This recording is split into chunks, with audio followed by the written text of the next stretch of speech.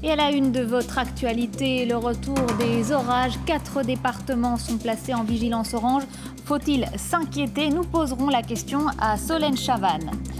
361 maires et adjoints agressés en 2018, une hausse de 9%. En un an, François Baroin demande que le gouvernement entende le cri des maires. L'été studieux justement d'Emmanuel Macron, les dossiers nationaux mais aussi internationaux sur la table de la rentrée du président de la République et la rentrée sociale qui s'annonce agitée. Nous serons avec Charlie Nurel au fort de Brégançon pour en parler. Un milliardaire se suicide dans une prison à New York. Jeffrey Epstein, accusé d'exploitation sexuelle de mineurs. Son procès aurait pu révéler l'implication de personnalités politiques importantes. Le FBI a ouvert une enquête. Et je vous le disais dans les titres, 4 départements placés en vigilance orange. Le répit fut de courte durée. Retour des orages après la tornade qui est passée par la Meurthe-et-Moselle et le Luxembourg. Le déluge également qui s'est abattu sur plusieurs départements. Faut-il s'inquiéter face à ce nouvel épisode orageux? Solène Chavanne. Alors oui, effectivement, Météo France a placé 4 départements en vigilance orange, la Drôme, l'Isère et les Savoies, pour un phénomène d'orage qui peuvent être localement violents. Alors, est-ce qu'il faut s'inquiéter? Oui, avec les orages, il faut toujours en tout cas être prudent. Ils peuvent être localement violents, surtout en cette période de l'année où on a de l'air très chaud. Donc, ça crée des conflits de masse d'air, de l'instabilité, comme on appelle ça. Et du coup, ça peut créer effectivement localement des phénomènes très violents. On attend pour cet après-midi des rafales de vent pouvant dépasser les 100 km/h, des averses de grêle, des coups de tonnerre également, dans le contexte des vacances avec les vacanciers, dans le lieu également, la montagne, ça peut s'avérer être violent, donc la prudence est évidemment de rigueur. Merci Solène pour ces explications. Haïr les élus, c'est haïr la République. Déclaration de François Baroin dans le JDD, le journal du dimanche, qui publie ce chiffre alarmant. 361 maires et adjoints ont été agressés l'an dernier. C'est une hausse de 9% comparée à 2017. Le détail avec Florent Ferraud. Des écharpes tricolores en berne, la fonction de maire est mise à mal. Selon une note interne du ministère de l'Intérieur datée du 8 août, 361 maires et leurs adjoints ont été agressés en 2018 en France, soit presque un par jour. Une augmentation de 9% par rapport à 2017. Pour François Baroin, président de l'Association des maires de France, il faut mieux protéger les élus. Une série de mesures sera présentée au Sénat en octobre. Les maires sont en danger. Il faut leur donner des garanties de protection plus élevées, un pouvoir de police administrative plus important, la possibilité d'installer des caméras dans des zones à risque. Selon lui, une dégradation de la situation des élus est bien présente depuis 25 ans. Ce qui était un acte isolé il y a 10 ou 15 ans est devenu récurrent. Insultes, violences verbales, menaces sous forme de lettres anonymes ou via les réseaux sociaux. Et pire encore, les violences physiques dont a été victime Jean-Pierre Muselier, maire de Saint-Myon dans le Puy-de-Dôme. Psychologiquement, quand vous voyez un couteau qui est contre vous, vous avez quand même ce qu'on peut appeler la peur de sa vie quand même. Hein. Je dirais que moralement, c'est quand même très difficile. C'est quand même inadmissible. Je suis choqué, si vous voulez, parce que notre mission d'élu de la République, c'est d'aider la population, pas du tout de se faire agresser.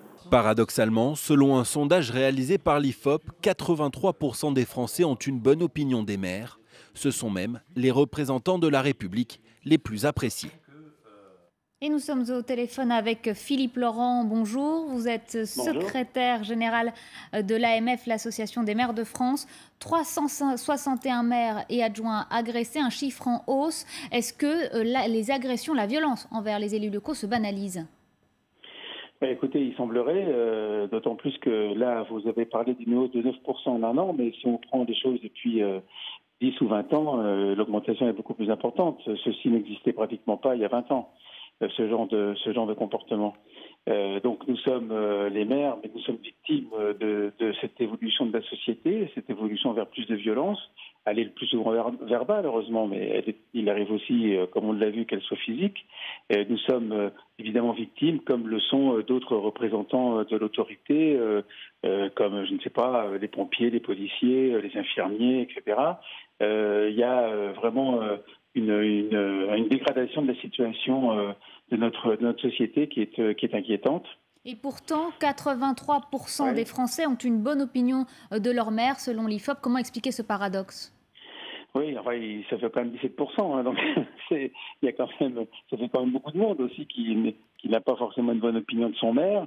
Bon, je pense pas, entre le chiffre absolu et le chiffre relatif, il n'y a pas forcément de corrélation, parce que c'est pas parce que vous n'avez pas une bonne appréciation de votre maire que vous allez forcément l'agresser. Mais de toute façon, même vous pouvez aussi avoir agressé votre maire de manière verbale et avoir quand même une bonne impression lorsqu'on pose la question comme ça de manière détachée. Donc je suis pas sûr que ce soit vraiment totalement lié. Je pense que ce qui est vraiment préoccupant, c'est que nous assistons à un développement des discours un peu comment dirais-je, enfin pas suffisamment apaisé. Ça c'est vrai à tous les niveaux, c'est vrai aussi au plus haut niveau. Il faut apaiser le discours, remettre de la République et de l'idée républicaine dans l'éducation, dans le comportement des gens. Enfin c'est quelque chose qui est vraiment extrêmement important, auquel nous tenons beaucoup. Nous essayons de le faire, les maires le font avec les enfants notamment, ça marche très très bien dans les écoles, mais malheureusement ça se dégrade après. Merci beaucoup Philippe Laurent d'avoir répondu à notre invitation. La façade d'une permanence justement a été aspergée de peinture jaune, une nouvelle dégradation. La cible des locaux, la cible cette fois ce sont les locaux du député La République En Marche de l'Hérault Patrick Vignal, une action menée pendant une manifestation de Gilets jaunes en centre-ville. Je suis ni désabusé ni en colère, je laisse la haine à ces gens qui en fait ne veulent pas participer à la démocratie. Donc j'ai aucun souci d'intimidation, ça ne m'empêche pas de continuer à voter à mon âme et conscience. Et vraiment, je tiens à leur dire comme message que ça ne me touche pas. Et je vais aller plus loin, je ne compte pas enlever les dégradations. Je veux montrer aux gens le vrai visage de certains. Un été studieux pour Emmanuel Macron, c'est ce qu'affirme l'Élysée. Les dossiers internationaux sur la table en ce mois d'août et la préparation de la rentrée qui s'annonce compliquée pour l'exécutif. Les sujets sensibles s'empilent. On retrouve Charline Hurel, bonjour. Vous êtes à proximité du fort de Brégançon. À quoi doit se préparer Emmanuel Macron ? Eh bien, Emmanuel Macron aura une rentrée très chargée. Alors, vous l'avez dit, calme et studieux, ce sont les deux mots pour qualifier ces vacances d'Emmanuel Macron. Pas de farniente pour le chef de l'État qui est venu avec beaucoup de dossiers sous le bras. Il faut savoir qu'il s'aménage des plages horaires importantes de travail pour préparer justement ces dossiers lourds de la rentrée, à savoir la PMA, les assurances chômage ou encore les retraites. Alors, d'un point de vue international aussi, il y a beaucoup de dossiers à gérer pour Emmanuel Macron. Vous le savez, le 19 août, ici même au fort de Brégançon, il y aura Vladimir Poutine qui lui rendra visite. Et puis ensuite, ce sera le temps de préparer le G7 qui aura lieu fin août à Biarritz. Alors évidemment, Emmanuel Macron profite quand même un petit peu du soleil. On le sait, il se fait très discret pendant ses vacances. Il a fait une sortie en jet ski. Il se promène aussi dans l'arrière-pays varois en toute simplicité. Bref, un moment pour prendre du recul après cette année qui a été marquée par la colère des Gilets jaunes. Et alors, pour tout vous dire, il se pourrait peut-être qu'Emmanuel Macron fasse une sortie publique ce soir pour aller voir Gérard Depardieu au festival de Ramuel. Mais bon, ce ne sont que des murmures. On verra ce soir si Emmanuel Macron viendra faire un petit bain de foule. Merci beaucoup Charline pour ces explications et merci à Jonathan van der Voort pour les images. Cela fait justement partie des dossiers pour la rentrée du gouvernement, la grogne des livreurs de Deliveroo. Ils manifestent toujours dans plusieurs villes de France contre les nouveaux tarifs. Ils sont payés à la distance parcourue. Résultat, des revenus en baisse. François-Xavier Ménage et Bruno Poiseul ont pu suivre un livreur. À l'étranger, ils étaient encore des milliers dans les rues de Hong Kong. Les manifestants en faveur de l'indépendance du territoire maintiennent la pression. La mobilisation dure depuis 2 mois. Ils se rassemblent tous les week-ends pour réclamer l'élection au suffrage universel direct du chef de l'exécutif et non sa désignation par Pékin. Autre manifestation à Moscou, cette fois, plus de 50 000 personnes ont défilé pour demander des élections libres au Parlement municipal. C'est le rassemblement le plus important depuis des années en Russie, une manifestation déclarée. Contrairement aux précédentes, plusieurs dizaines de personnes ont tout de même été arrêtées. Et pendant ce temps, regardez, pause détente pour Vladimir Poutine en Crimée. Il a pris la route avec un collectif de motards pro-Kremlin appelé les Loups de la Nuit. Et cette fin de week-end de chassé-croisé est plutôt calme. Bison futé met du vert sur presque tout l'hexagone dans le sens des départs, sauf dans le sud-est. Même scénario dans le sens des retours. Prudence tout de même sur les routes. Restez avec nous tout de suite, le débat avec nos invités.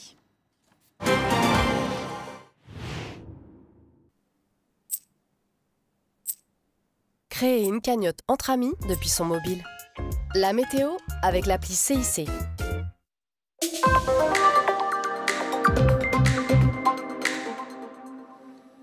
Météo perturbée ce dimanche avec une ambiance automnale dans de nombreuses régions. 4 départements sont placés en vigilance orange par Météo France. Les Savoies, vous le voyez ici, l'Isère et la Drôme sont donc placés en vigilance orage, pour orages qui peuvent être localement assez violents, averses de grêle, parfois coups de tonnerre et fortes rafales de vent. Prudence donc si vous êtes dans ce secteur. Sur la carte cet après-midi, on retrouve cette dégradation pluvieuse orageuse avec donc ces averses de grêle, ces coups de tonnerre. On la retrouve du Massif central au Lyonnais en remontant jusqu'à la Franche-Comté, puis elle gagnera en soirée l'Alsace et également les Alpes du Nord. À l'arrière, on a encore un ciel bien chargé avec des averses toujours sur le sud-ouest du pays, sur les Pyrénées, des averses qui peuvent être localement orageuses. Retour de belles éclaircies de la Bretagne aux Hauts-de-France cet après-midi avec toujours un peu de vent, du soleil, toujours pour le pourtour méditerranéen avec un peu de vent également. Les températures cet après-midi, elles font le grand écart, elles sont comprises entre 19 degrés à Brest contre 34 degrés si vous êtes du côté de Marseille, 23 degrés dans les rues de Paris ou encore à Lille, 28 pour l'Alsace,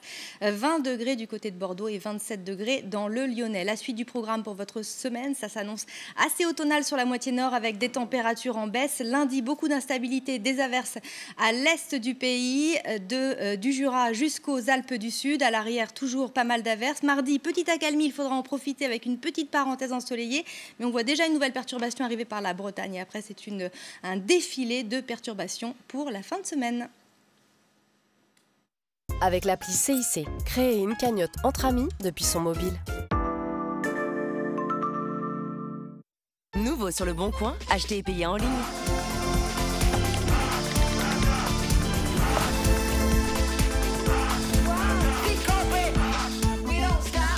Le Bon Coin. À l'occasion des 100 ans de Coca-Cola en France, redécouvrez les bouteilles en verre Coca-Cola avec ou sans sucre pour partager les meilleurs moments. Si j'ai réussi, c'est aussi grâce au conseil de ma femme. Alors quand elle m'a recommandé sa banque en ligne, je n'ai pas hésité. Votre carte Visa Premier est gratuite. Before Bank, la banque selon moi. Et en ce moment, 120 € offerts pour une première ouverture d'un compte bancaire et d'un livret. Les plus grandes motos désormais plus proches que jamais. Collectionnez les motos du championnat du monde de MotoGP. Le numéro 1, 2,99 € chez votre marchand de journaux.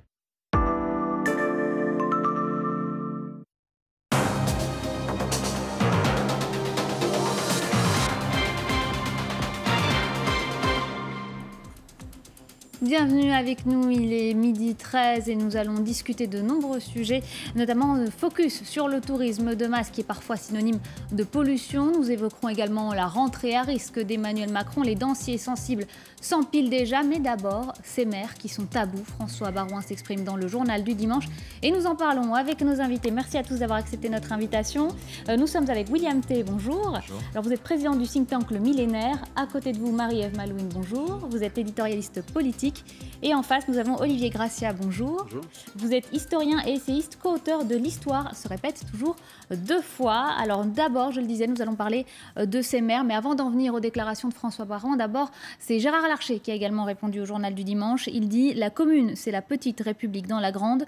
Porter atteinte à un maire qui est l'élu qui a le plus la confiance majoritaire des Français et qui est le symbole le plus respecté de la démocratie, c'est porter atteinte à la République. Alors est-ce qu'on s'attaque aujourd'hui à des symboles de la République quand on s'attaque au maire? Olivier Gracia.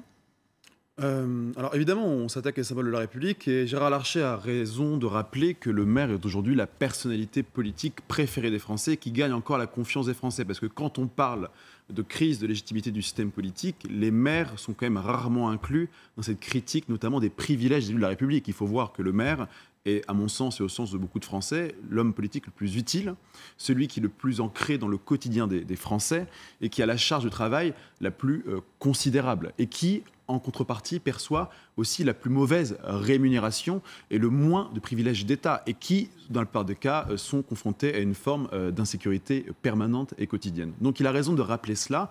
Et d'ailleurs, le grand débat national avait aussi rappelé à quel point les élus de la République se sentaient abandonnés par le pouvoir central et par la politique menée par Emmanuel Macron.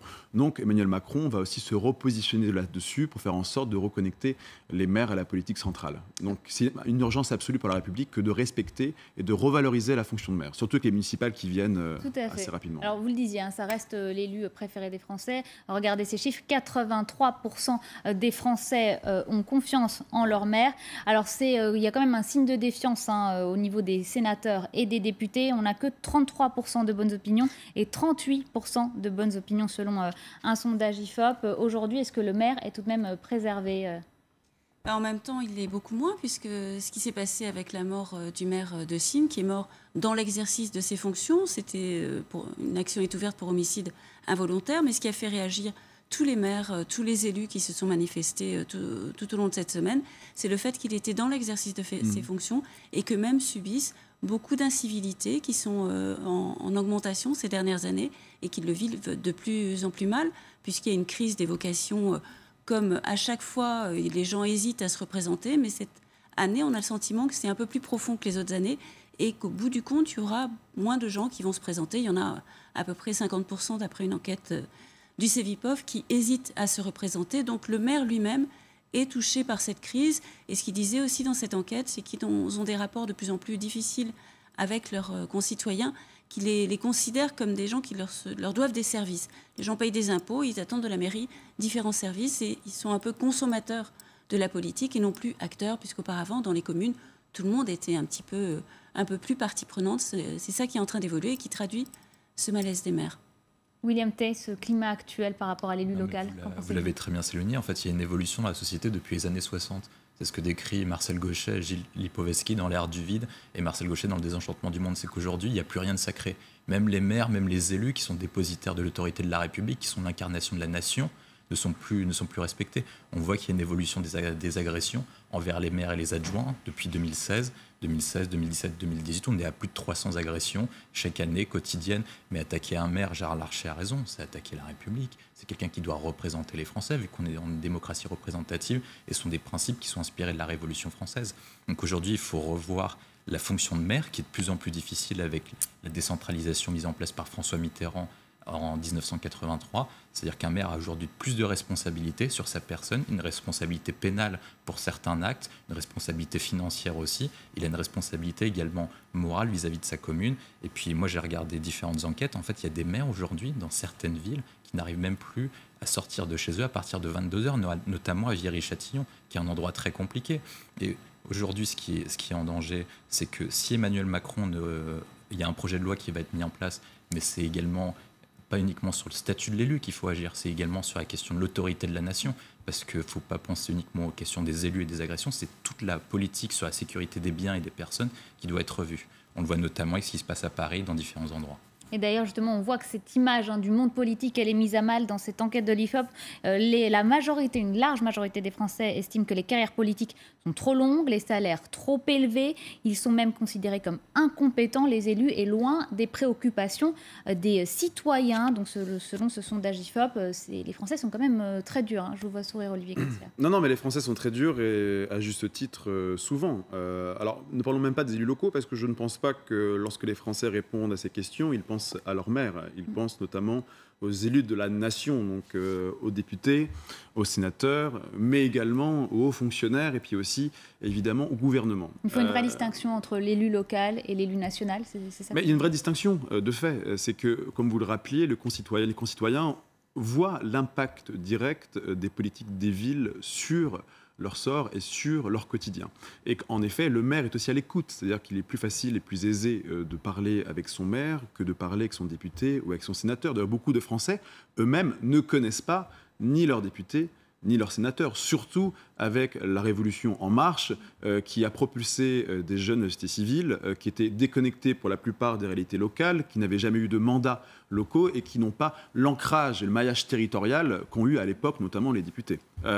Une raison de cela, c'était aussi évidemment le non-cumul des mandats. Aujourd'hui, on est soit député, soit maire. Mine de rien, le cumul des mandats permettait aux députés d'avoir un ancrage aussi local. Mais on peut comprendre cette crise de défiance. La crise des Gilets jaunes l'a exacerbée aussi. Alors quand on parle de rémunération, c'est vrai, les députés et sénateurs sont bien mieux rémunérés que ne le sont les maires. Je ne dis pas que les députés et sénateurs n'ont pas de travail en République, ils ont évidemment un travail, mais il faudrait se repencher sur la question de la revalorisation de l'indemnité de maires, et je pense que Macron a fort à faire. Alors on parle d'une grande réforme constitutionnelle, et ce sera l'occasion pour lui et pour le gouvernement de revaloriser cette fonction de maire. Oui.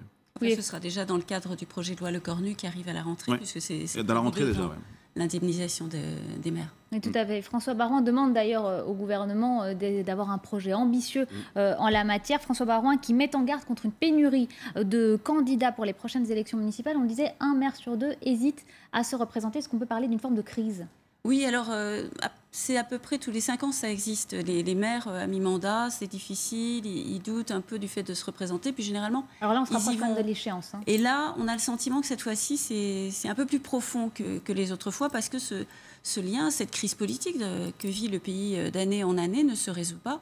Et donc les maires, ils sont un petit peu démotivés, parce qu'ils ont de moins en moins de pouvoir aussi. Il y a eu la loi NOTRe, qui fait que c'est l'intercommunalité qui a beaucoup plus de pouvoir. Et donc, ils ont l'impression qu'ils ont moins de pouvoir, mais que ça reste quand même eux qui se prennent tous les critiques. Et en plus, tout ça pour pas beaucoup de reconnaissance, ni sociale, ni financière. Donc, ça fait quand même un petit peu beaucoup. Et les maires sont inquiets par ça. Et donc, le projet de loi va essayer de revaloriser ça. Mais il y a aussi tout un système politique, je crois, qui doit arrêter de se dévaloriser l'un l'autre. Les députés En Marche ont été élus en disant que tous ceux qui étaient là avant, c'était nul et non avenu, c'était pourri, il fallait les dégager. On s'est retrouvés dans une assemblée, je crois que le renouvellement pour le renouvellement, ça n'apporte pas grand-chose. Il faut un renouvellement et une mixité. Là, le problème à l'Assemblée, c'est qu'il y a quasiment plus d'anciens, plus de gens qui ont de l'expérience. Et pour l'avoir suivi, par exemple, le débat sur la transparence de la vie politique, il y avait la suppression de la réserve parlementaire. On imagine que les députés ont un chéquier, et puis ils rencontrent des gens qui leur disent « Ah, j'ai des problèmes, mon association a besoin d'argent », et ils font un chèque. En réalité, c'est un dossier qui est monté, qui passe par le ministère et qui redescend à l'association. Mais ça va beaucoup plus vite. Mais pour sortir des débats qui duraient pendant la nuit, on a eu des députés En Marche qui ont dit on va faire un truc, c'est que la somme allouée à la réserve parlementaire, maintenant, on va la donner directement au ministère. Et puis les députés iront dans les ministères pour dire quelle somme il faudrait donner aux associations. Et là, les plus anciens leur ont dit vous avez complètement réinventé la réserve parlementaire. Donc il faut quand même avoir des gens qui ont de l'expérience, il y a du renouvellement, mais il faut quand même mélanger les générations, mélanger les origines sociales, géographiques.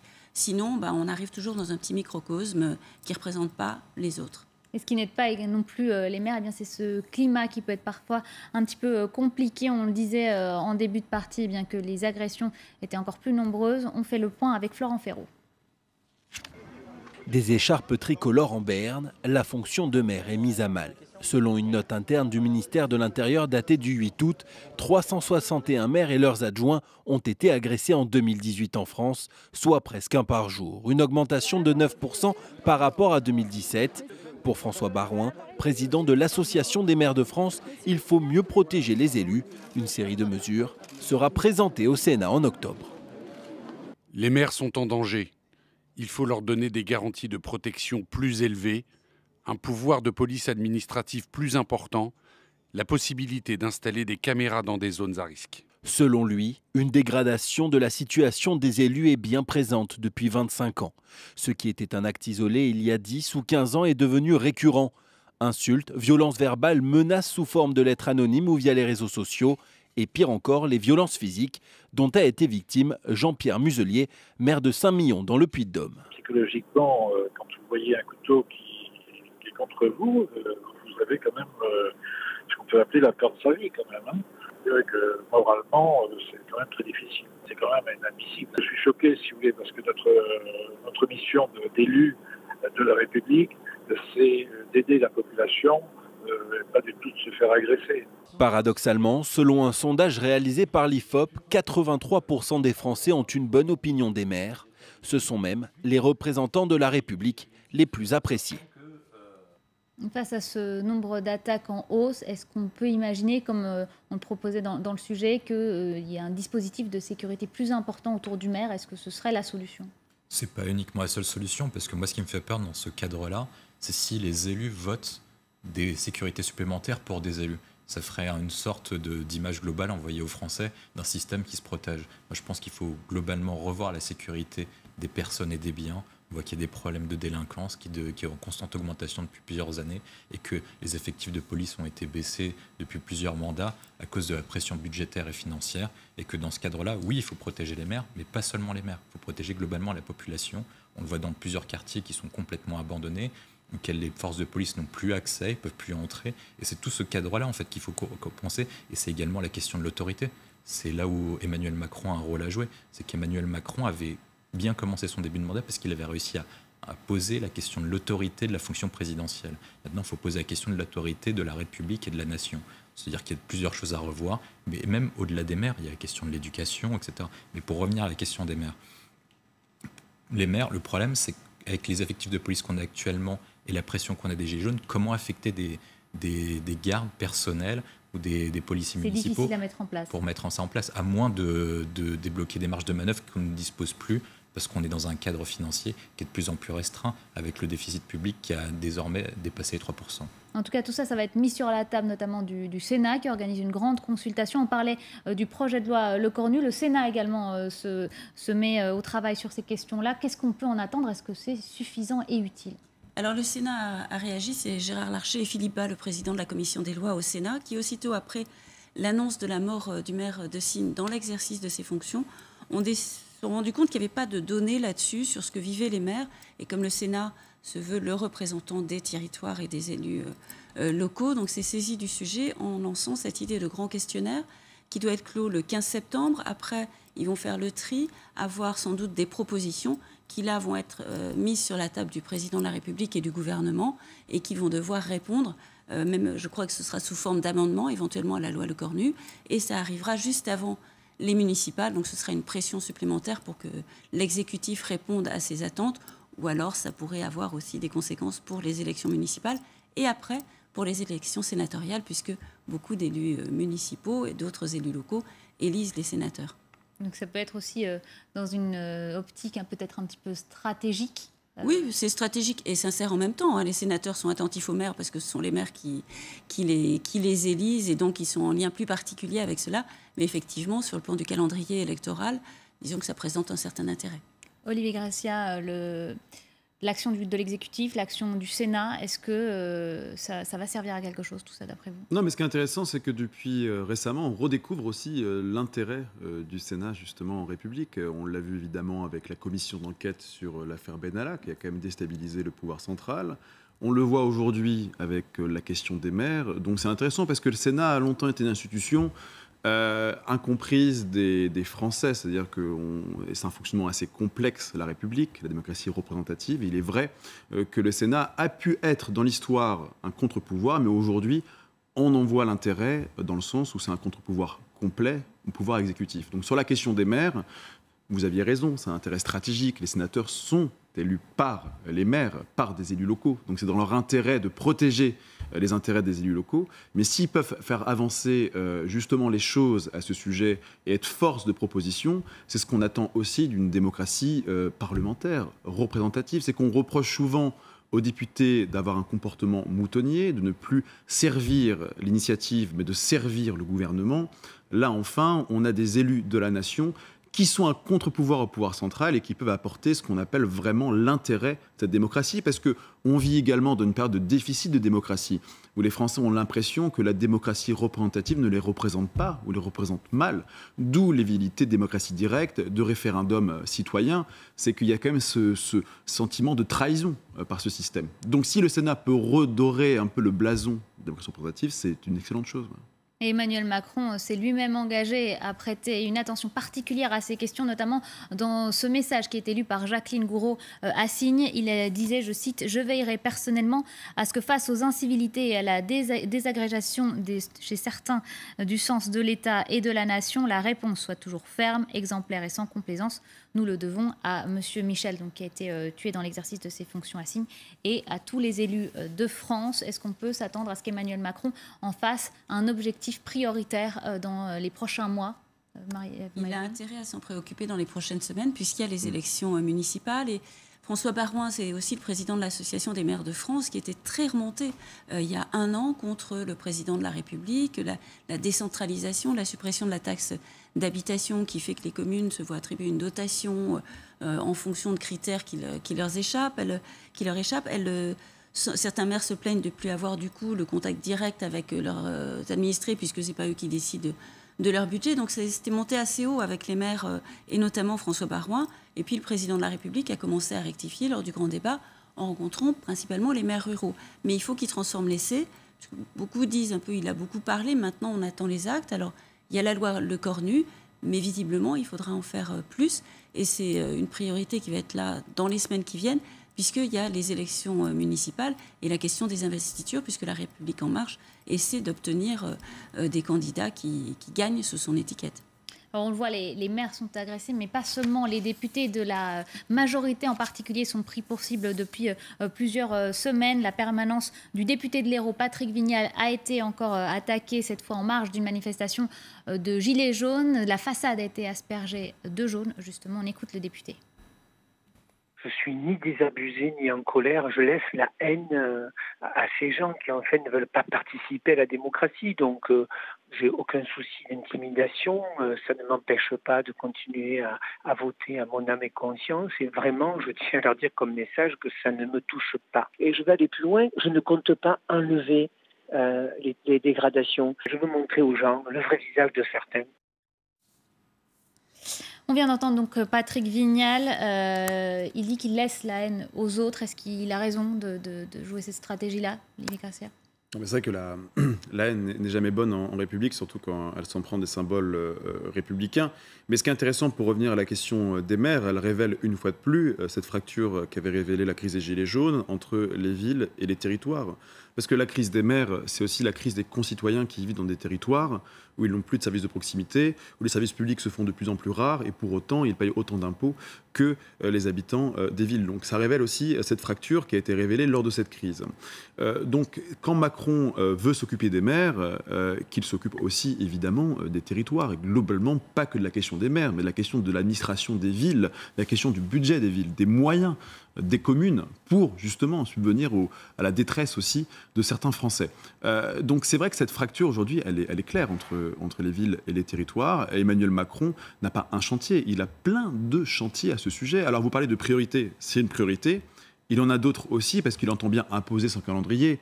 Parce qu'on l'a vu lorsqu'il est sorti du grand débat national, il s'est senti un peu victorieux.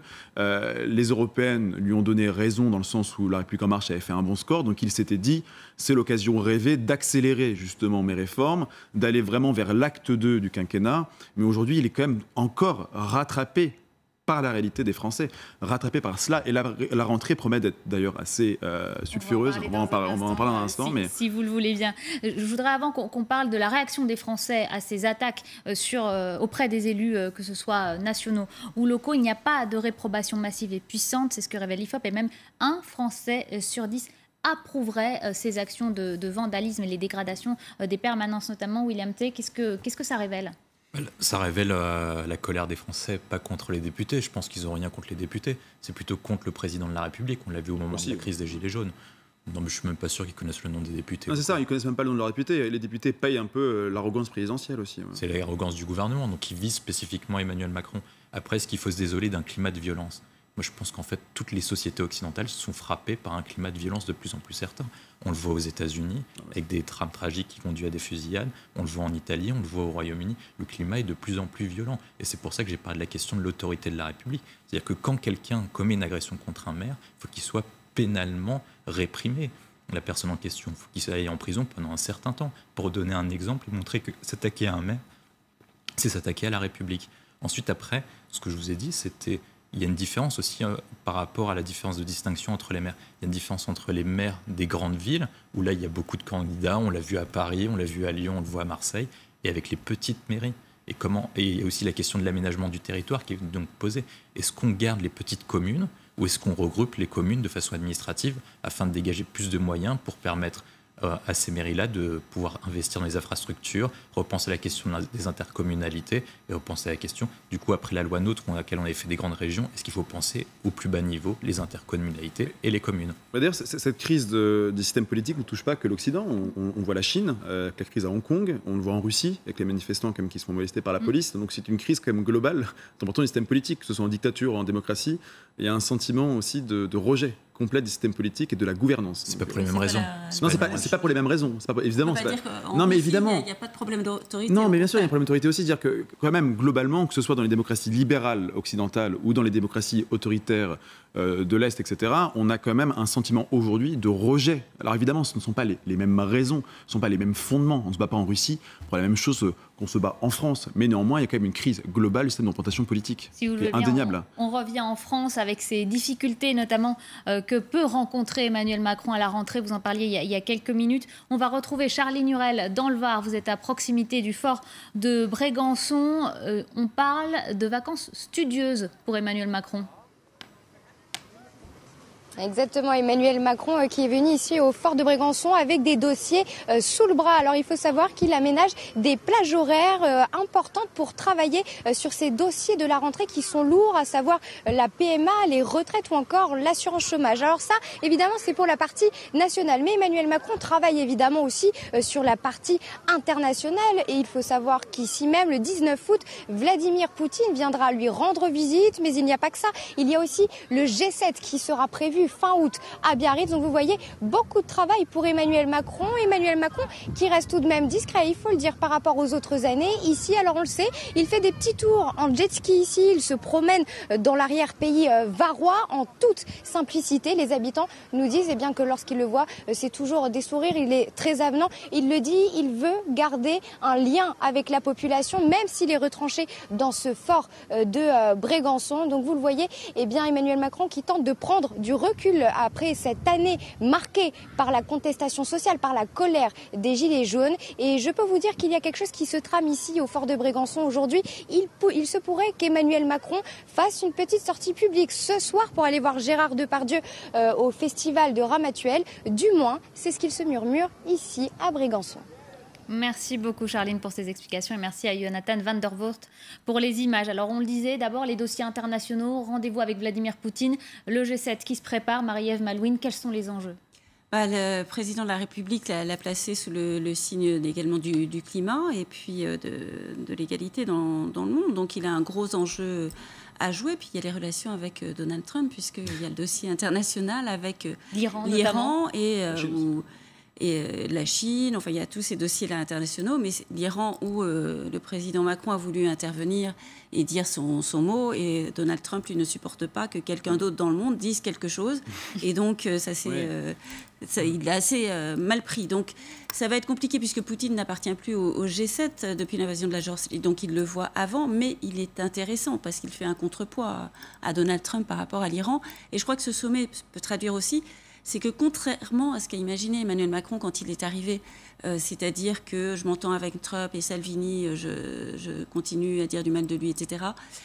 Dans la politique internationale, on doit s'entendre avec tout le monde, sinon on n'avance pas, y compris avec ses adversaires. Et Salvini, ça a été l'exemple sur l'immigration. Soit on le condamne à longueur de temps, soit il faut bien lui parler pour essayer de trouver des solutions, parce que sinon lui, il continue à faire ce qu'il veut, et il l'a démontré.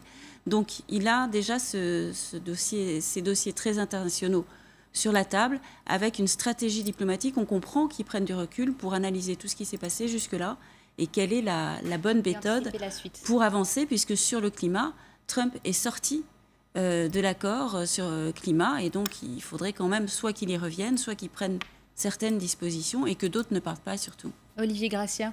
En fait, ce qui est compliqué, c'est de retrouver la place de la France dans la situation géopolitique actuelle. C'est très compliqué. Le dossier chinois en est l'exemple le plus frappant.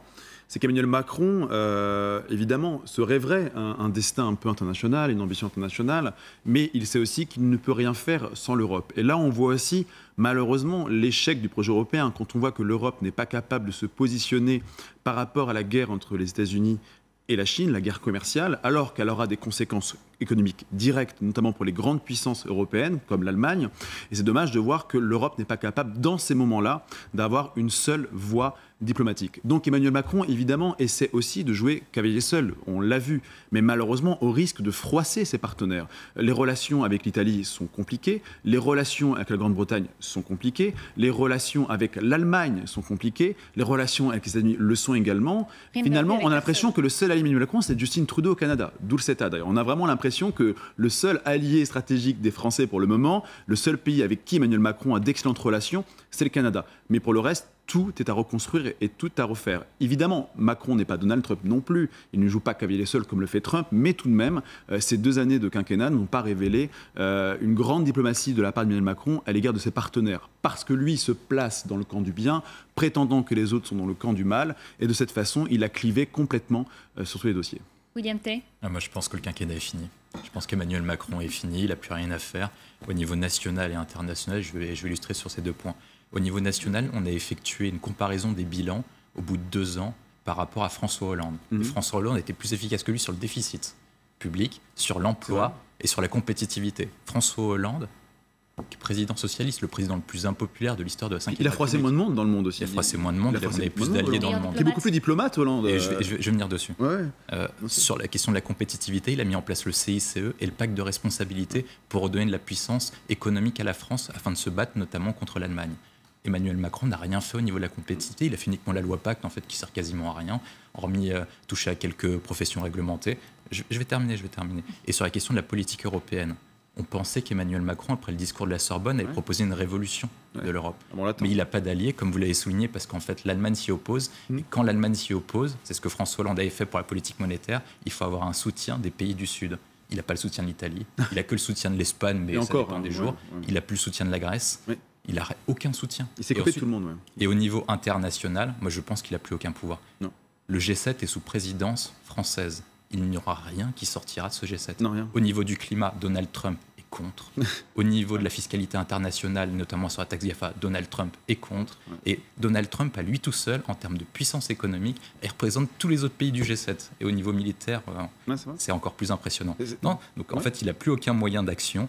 Et son quinquennat est fini. Son quinquennat est véritablement fini. Tout ce qui lui reste, il lui reste un seul levier, c'est les réformes structurelles. En clair, c'est-à-dire modifier la législation sur le code du travail et sur la réforme professionnelle. C'est tout. Il n'a plus rien. Marie-Ève Malouine, je vous vois sourire. Oui, je pense qu'il y a des éléments, je suis d'accord avec vous, mais en même temps, on ne peut pas dire que tout est fini maintenant. Le quinquennat n'est pas terminé. Sur le plan international, en tout cas, moi je suis d'accord avec monsieur. Et même sur le plan international, on ne sait pas quelles crises peuvent émerger. On a toujours des intérêts communs. Par exemple, avec Trump, sur la Chine, on a des intérêts communs. Donc il y a toujours une porte d'entrée. Il y a toujours la politique, c'est là de rendre l'impossible possible. Je coupe juste un instant, mais par exemple, sur la crise, imaginons qu'il y ait une crise financière, ce qu'on évoque. Est-ce que Emmanuel Macron pourra faire comme Nicolas Sarkozy, c'est-à-dire créer un G20, forcer l'Allemagne à recapitaliser les banques? Est-ce qu'il aura ce pouvoir-là s'il y a une crise économique et financière? Il n'arrive même pas à finaliser l'union bancaire qui a été avancée par Nicolas Sarkozy et François Hollande. C'est-à-dire que Nicolas Sarkozy et François Hollande, dont il a rejeté l'ancien monde, il est moins efficace sur tous ces indicateurs-là que ces 2 présidents. Alors, je pense qu'il y a des éléments qui sont justes. Simplement, je crois qu'Emmanuel Macron apprend. Et donc, il a compris que ce qu'on pouvait dire dans l'opposition, pour gagner, enfin, en campagne, puisqu'il n'était même pas dans l'opposition, mais quand on est en campagne, une fois qu'on est au pouvoir, c'est différent. Et il essaie de modifier ça. C'est pour ça qu'il travaille beaucoup pour essayer de trouver les éléments. Mais je ne pense pas qu'on puisse dire que d'ores et déjà, tout est plié et c'est terminé. Il y a toujours des possibilités, le temps appartient au temps. En tout cas, à la rentrée, il y a aussi à faire du côté national. Il y a encore un petit peu de temps. Le quinquennat n'est pas tout à fait terminé en termes de mois. Et d'ailleurs, on a notamment l'exécutif qui doit se plancher sur le cas des retraites, sur notamment l'enseignement, les hôpitaux. La grogne se prépare. Et regardez, opposition et majorité sont d'accord pour dire qu'il faudra agir avec prudence. Le président a toujours pensé qu'il ne fallait pas abandonner le plan de la réforme. Il faut réformer la France, la réformer en profondeur. Alors, tout peut se passer correctement, mais s'il y a une étincelle, tout peut sauter. Et on ne sait pas actuellement Qu'est-ce qui peut arriver sur le plan agricole? Qu'est-ce qui peut arriver sur le plan social? J'espère que les gens vont se mobiliser. Vous savez, il y a la plus grande grève dans les services d'urgence qu'on n'ait pas connue depuis très très longtemps qui a lieu. Cette grève-là doit être entendue, elle doit être écoutée. De la même manière que sur les retraites, je pense qu'il y aura des manifestations, des grèves, des formes d'expression démocratiques que maintenant Emmanuel Macron, qui n'arrête pas d'appeler à la démocratie, à l'horizontalisme, se ferait bien d'écouter, parce que sinon on va retourner sur une séquence de gilets jaunes où ça va péter. Des grèves, les gilets jaunes qui pourraient se réveiller, est-ce qu'on s'attend à une rentrée sociale à risque pour l'exécutif? Mais oui, mais complètement à risque. Alors, c'est vrai qu'on a voulu balayer assez trop facilement les gilets jaunes, pensant que le mouvement s'était essoufflé, que cette crise était derrière nous, que le grand débat national avait réussi à panser un peu les plaies des Français, mais ce n'est pas du tout le cas. Et finalement, la grande menace pour le quinquennat Emmanuel Macron, c'est ce qu'on appelle depuis toujours la convergence des luttes, qui finalement n'a pas eu lieu sous la crise des Gilets jaunes, qui a été assez marquée par différentes individualités qui n'avaient pas grand-chose à faire les unes avec les autres. Mais quand on voit tous les chantiers de la rentrée, que ce soit la question des retraites, la question de la santé, de l'enseignement, on pourrait peut-être éventuellement assister à une crise encore plus grande que celle qu'on a traversée avec les Gilets jaunes. Parce que si toutes ces mobilisations parviennent à s'unir, et c'est toujours la complexité. C'est-à-dire que n'importe quel mouvement, n'importe quelle insurrection citoyenne doit faire émerger la convergence des luttes. Même 68, dans son élément, était aussi une forme de convergence des luttes. Donc, évidemment, Emmanuel Macron a fort à craindre de cela, a fort à craindre de l'accélération de ces réformes, car non plus, il n'a pas voulu écouter. On prétend qu'il a écouté, mais il n'a pas écouté du tout Emmanuel Macron. Il a gardé son cap. Hein, il a gardé son cap. Parce qu'il a été justement consolidé par les sondages qui lui sont plutôt favorables sur la cote de confiance, consolidé évidemment par le résultat des européennes, et il a vu ça comme d'excellents indicateurs pour se dire, bon, finalement, je vais accélérer les réformes, les Français sont globalement plutôt dans mon sens, la crise des Gilets jaunes est derrière nous parce qu'elle a produit ses effets, et qu'aujourd'hui, il n'y a plus grand-chose à craindre, alors qu'au contraire, le pire est aujourd'hui à craindre s'il continue à accélérer comme il le fait. On va passer, si vous le voulez bien, au tourisme de masse qui peut devenir un fléau. C'est également une opportunité économique dans certains cas. Ça représente 56,2 milliards d'euros de recettes en France. Mais il y a 89,4 millions de touristes étrangers. En tout cas, c'est ce qu'on a compté en 2018. On fait le point avec Sophie Lacour. C'est la dégradation de trop. Le 2 juin, un paquebot heurte à nouveau le port de Venise.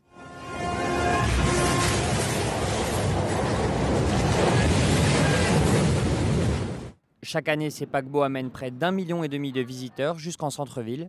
Une masse de touristes que les Vénitiens ne supportent plus. Pour limiter cet afflux, les croisiéristes paieront donc une taxe de débarquement jusqu'à 10 €.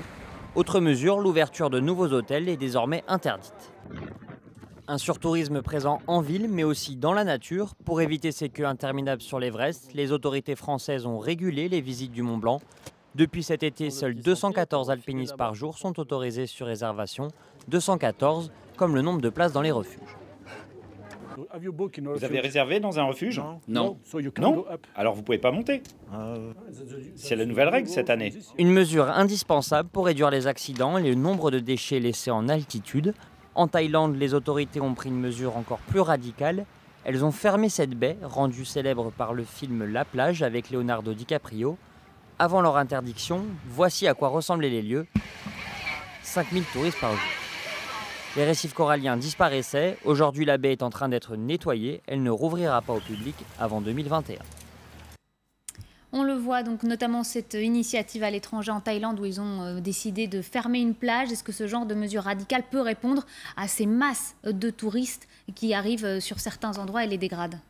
Quand on voit vos images, on se dit oui, évidemment. Quand on voit l'Everest, moi, j'imaginais pas qu'il y avait autant de monde à faire la queue à touche-touche sur l'Everest, qui a la réputation d'être une montagne quand même extrêmement difficile. Et oui, il y a des moments, il faut tout stopper, quoi. Quand on voit en mer des îles aussi qui étaient paradisiaques, recouvertes de plastique et de détritus, il y a un moment, il faut dire stop.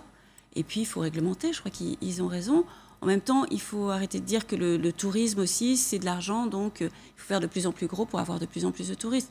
Venise, c'est plus Venise avec ses énormes paquebots en dehors de la pollution. Il faut apprendre à réorganiser et rester dans le domaine du raisonnable. Et c'est aussi tout un système qu'il faut revoir parce qu'il y a certains pays, c'est une telle manne financière, le tourisme, que pendant longtemps, on n'a pas voulu voir les dégâts que ça pouvait causer.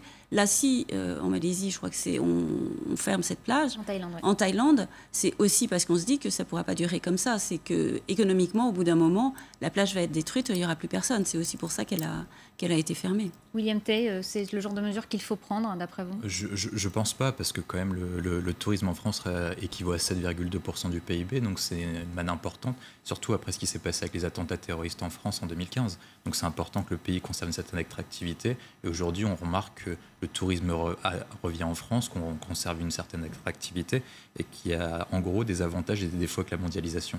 C'est que les avantages, c'est que ça permet de l'échange de flux qui est de plus en plus important. Plus en plus de gens, et notamment les classes moyennes des pays émergents, peuvent venir et se déplacer. Mais par contre, il y a des défauts. C'est qu'on parle beaucoup de la question écologique, mais ils se déplacent forcément en avion. Donc comment limiter ça et comment encadrer ça pour que les avions... Justement, 60% du trafic aérien provient du tourisme. Il faudrait aussi renoncer à voyager, c'est ça que vous nous dites? Je ne pense pas qu'il faille renoncer à voyager, mais en tout cas, il faut trouver un nouveau modèle ou trouver de nouveaux équipements capables de voyager de façon plus écologique. Et ensuite, après, sur les autres défauts, moi je pense qu'en France, il ne faut pas fermer des plages, mais plutôt, ou dans les autres pays, c'est plutôt comment aménager le territoire. Il faut repenser l'aménagement. En France, il y a plein de territoires qui sont la fierté de notre patrimoine. Il faut plutôt accentuer la communication dessus afin de provoquer un équilibre dans tout le territoire et afin de profiter le tourisme à toutes les parties, parce qu'on parle de la fracture territoriale, il faut que tout le monde puisse profiter des revenus du tourisme. Voilà, je peux apporter une correction. Quand je vois tourisme de masse, moi je ne pense pas à la France, mis à part le Mont Blanc. Et justement, au Mont Blanc, c'est extrêmement bien réglementé d'année en année pour justement éviter les corps de touristes qu'on voyait sur... Pour limiter le nombre de touristes. Il y a certains endroits de France qui sont touchés. Pas dans les proportions comme on a pu le voir. Sûr, en tout cas, la France est quand même touchée par la pollution, et notamment les mégots de cigarettes. Il faut savoir qu'un mégot de cigarette peut polluer jusqu'à 500 litres d'eau à lui tout seul. Et du coup, certaines plages ont décidé d'interdire complètement toute cigarette au tourisme. Donc cet exemple qui nous emmenait en Méditerranée, la Méditerranée qui est la mer la plus polluée d'Europe selon Ifremer. Olivier Gracia, qu'est-ce que vous en pensez, vous, de ce genre de mesures d'interdiction de fumer? Non, bon, c'est une bonne chose. C'est vrai que quand le tourisme vient piétiner la biodiversité et menacer gravement la santé de nos plages et de nos paysages, évidemment, il faut se poser des questions. Alors la Méditerranée, on a aussi découvert récemment qu'on retrouvait carrément des trottinettes électriques, notamment à Marseille, et que ça polluait... des pneus, de l'électroménager... Donc évidemment, il y a des mesures à prendre. Alors après, je trouve que la France a toujours été plutôt intelligente à ce sujet. C'est-à-dire qu'en France, on n'a jamais vraiment... senti le tourisme de masse comme on peut le sentir en Thaïlande ou ailleurs. Même on voit la ville de Paris au mois d'août. La ville de Paris n'est pas invivable au mois d'août du fait du tourisme. Au contraire, vous aviez raison de le rappeler, le tourisme a quand même un gain économique, notamment pour les restaurateurs français qui ont beaucoup souffert, vous l'aviez rappelé, notamment des attentats de 2015 et même de la crise des Gilets jaunes aussi. Donc on peut se féliciter que les gens reviennent aussi en France, visiter notre patrimoine, dans la mesure où ils le respectent évidemment, et contribuent à l'activité économique de la France. Par contre, mettre en place des mesures pour protéger le littoral, protéger la biodiversité, protéger la nature française et le patrimoine, évidemment, à l'évidence. Après, tous les touristes ne se comportent pas mal non plus. Il ne faut pas diaboliser le tourisme. Il faut le rendre responsable. Il faut faire en sorte que les gens respectent cela. Mais la question des cigarettes sur les plages, oui, c'est une excellente chose. Les gens peuvent fumer dans la rue ou ailleurs.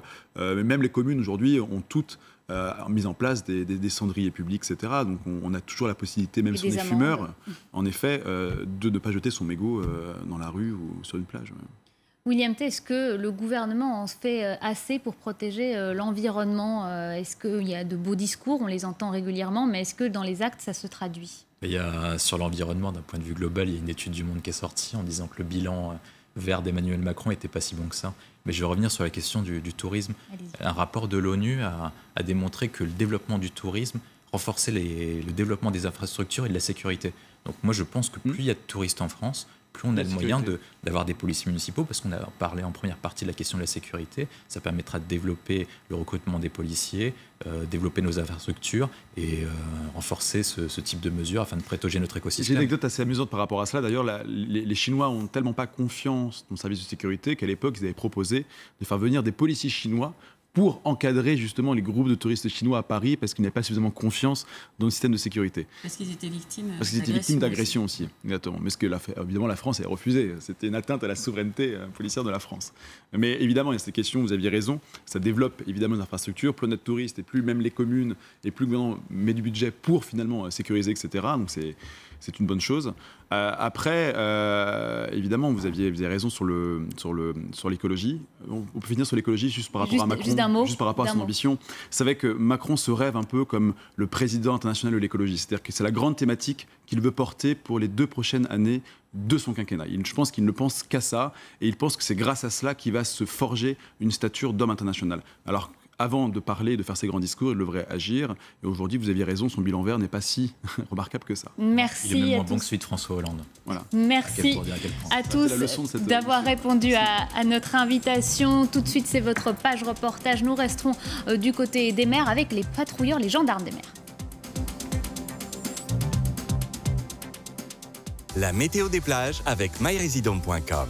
myresidom.com, portail de réservation appart-hôtel pour vos vacances ou vos séjours d'affaires.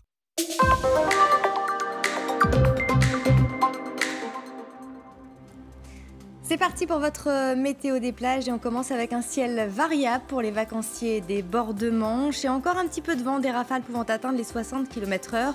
Tout ça dans une ambiance bien trop fraîche pour un mois d'août, 19 degrés seulement du côté de Calais, même température les pieds dans l'eau, 22 degrés sur la Serviette à Cabourg, 21 degrés dans la mer et 22 degrés avec un risque d'averse pour les Côtes d'Armor, un tout petit 17 degrés dans la mer. Direction la côte atlantique avec également des averses au programme de votre journée dans une ambiance bien fraîche, seulement 21 degrés dans l'air de la côte basque au Morbihan et de 19 à 22 degrés pour les plus courageux dans l'océan. L'indice UV est de 6 à Soulac-sur-Mer, 4 à Biscarrosse. Pendant ce temps-là, autour de la Méditerranée, le soleil continue de briller largement avec quand même quelques nuages dans le ciel de la Côte d'Azur, à la Croix-Valmer, où la température dans l'air est de 31 degrés cet après-midi, 30 degrés sous le parasol du côté de Calvi, 26 degrés dans l'eau turquoise de l'île de Beauté. L'indice UV est de 8. Vous pouvez retrouver toutes ces informations sur l'application LCI.